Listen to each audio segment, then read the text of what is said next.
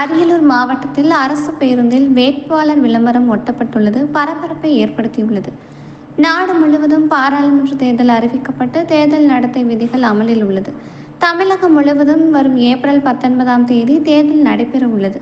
சிதம்பரம் நாடாளுமன்ற தொகுதியில் விடுதலை சிறுத்தைகள் கட்சியின் தலைவர் தொல் திருமாவளவன், அதிமுக சார்பில் சந்திரகாசன், பாஜக சார்பில் கார்த்திகேயனி உள்ளிட்ட வேட்பாளர்கள் தீவிர வாக்கு சேகரிப்பில் ஈடுபட்டு வருகிறார்கள்.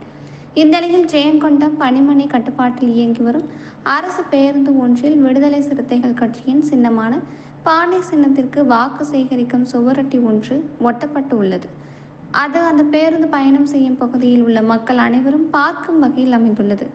அரசு சுவர்களில் தேர்தல் விளம்பரங்கள் எழுதினால் உடனடியாக அவற்றை தேர்தல் விதி மீறலாக கொண்டு வேட்பாளர் மீது வழக்கு பதிவு செய்யப்படும். ஆனால் அரசு பேருந்திலேயே வாக்கு சேகரிக்கும் சுவரொட்டி ஒட்டப்பட்டுள்ளது தேர்தல் நடத்தை விதியை மீறி உள்ளதாக சமூக ஆர்வலர்கள் தெரிவிக்கின்றனர். இது இப்பகுதியில் சலசலப்பை ஏற்படுத்தியுள்ளது.